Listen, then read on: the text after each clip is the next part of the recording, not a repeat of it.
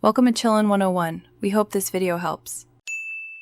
You start by preparing the DD250 and work area, clear dust, and secure power and water lines. Attach the base plate or vacuum flange where the hole begins. This prevents walking under torque. Fit the diamond core bit rated for material and diameter. Once mounted, confirm rotation and water port alignment. Tighten the chuck and set the depth stop, because consistent depth prevents rework.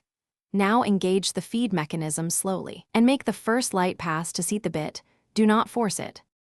Once the bit is seated, you cut with a controlled, steady feed, push gradually so the bit cuts evenly, and keep water flow constant to flush slurry. Make periodic light pulls to clear debris and check that the vacuum or anchors hold. If you're cutting a large diameter, advance in stages, cut to 1/3, then 2/3. This reduces heat and torque.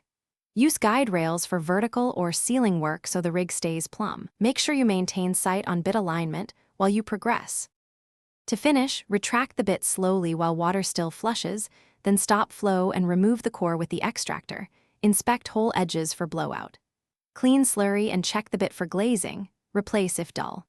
Verify flange seals and anchors are intact before next hole.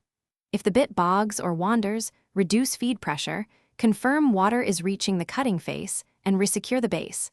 Sometimes swapping to a fresh bit or smaller pilot can regain control. That single troubleshooting. Thanks for watching. Consider subscribing if we helped you.